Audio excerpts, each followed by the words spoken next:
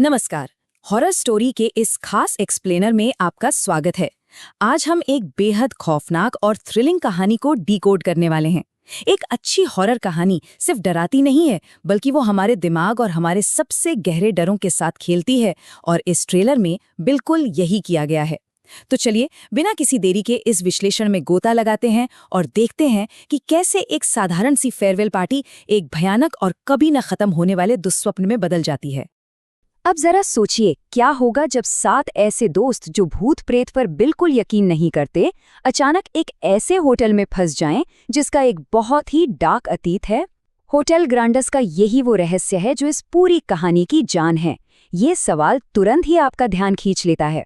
ये सिर्फ एक भूत की कहानी नहीं है, बल्कि इंसान के उस ओवर कॉन्फिडेंस के टूटने की कहानी है, जब उसे लगता है कि वो सब कुछ कंट्रोल कर सकता है।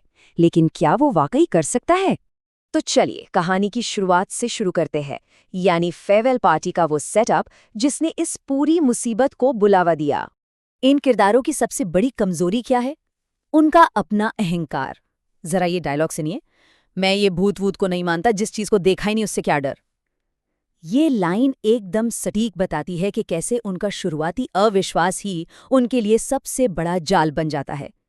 जब आप खतरे को मानने से इनकार कर देते हैं, तो आप खुद ही अपनी सुरक्षा के सारे घेरे तोड़ देते हैं ना। और यही वो नींव है जिस पर आगे चलकर खौफ की पूरी इमारत खड़ी होने वाली है।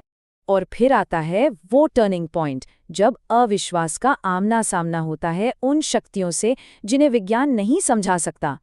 टेंशन कैसे बढ़ती है इसे देखिए। पहले तो नील की फेयरवेल पार्टी के लिए होटल ग्रैंडस को चुनना, फिर अचानक उस काले इतिहास का सामने आना कि भाई बहुत साल पहले यहाँ एक लड़की की मौत हुई थी, और अंततः वो पल जब उन्हें अपनी गलती का एहसास होता है। ट्रेलर में एक आवाज गूंजती है, हमने यहाँ आके कोई गलती तो नहीं की ना। ये वो पॉइंट है जहां उनका सारा लॉजिक और विज्ञान फेल हो जाता है और असली इंसानी डर शुरू होता है। ये पछतावे और खौफ का एक गजब का मिक्सचर है। अब बात करते हैं उस खौफनाक हिस्से की, जब वो होटल ग्रांडोज में पूरी तरह कैद हो जाते हैं और भागने के सारे रास्ते बंद हो जाते हैं। अब जरा इस सिचुएशन को इमेजिन कीजिए। रात भर की पार्टी हुई, सब नशे में हैं, और जब अगली सुबह आंख खुलती है तो सामने एक रूह कपा देने वाली सच्चाई है। कल रात 7 दोस्त नशे की हालत में उठे और मिले भूत से। ये एक लाइन सीधे तौर पर सस्पेंस को कई गुना बढ़ा देती है। ये वो सटीक क्षण है जब इन दोस्तों को समझ आ जाता है कि बॉस, अब बाहर जाने का कोई रास्ता नहीं बचा है। उनकी ये बेबसी लिटरली इस ट्रेलर का सबसे डरावना पहलू है। साइकोलॉजिकल डर कैसे काम करता है? जब आप खुद के दिमाग पर ही शक करने लगें, हम वहां से आए होंगे यार, और जवाब में नहीं अचिंत, हम यहाँ से आए थे। इसे स्थानिक भटकाव या स्पेशल डिसओरिएंटेशन कहते हैं। मतलब जब उस भूतिया जगह की दीवारें और रास्ते खुद ब खुद बदलने लगे, तो इंसान तो पागल होगा ही ना। वो सिर्फ एक भूत से नहीं लड़ रहे हैं, बल्कि उस पूरी इमारत की भूल भुलैया से भी लड़ रहे हैं। अब एंट्री होती है हमारी कहानी की मेन विलन की, माया, एक प्रतिशोधी आत्मा। ये माया कोई आम भूत नहीं है। वो लड़की जो हम सबको मार रही है ना, उसका नाम है माया। माया का एक बहुत ही डार्क पास्ट है और शिकार करने का एक बहुत ही स्पेसिफिक पैटर्न है। वो रैंडमली किसी पर हमला नहीं करती, वो बाकायदा शिकार करती है। उसका रूल एकदम साफ है, जो भी अलग थलग पड़ेगा, जो अकेला होगा, वो उसका शिकार बनेगा। ये रूल दोस्तों को मजबूर करता है कि वो एक दूसरे से चिपके रहें, जिससे घबराहट और पैरानोया और भी ज्यादा बढ़ जाता है। ये लाइन सुनिए, जो भी अकेला होता है वो उसी पर अटैक करती है। हॉरर जॉनर में अकेलेपन को हमेशा सबसे बड़ा खतरा माना जाता है, राइट?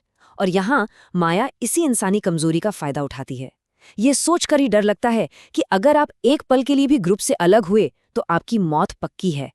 ये ख्याल पूरे माहौल को खौफ से भर देता है। और फाइनली कहानी का आखिरी पड़ाव, उनके अस्तित्व की लड़ाई, यानी द फाइट फॉर सर्वाइवल।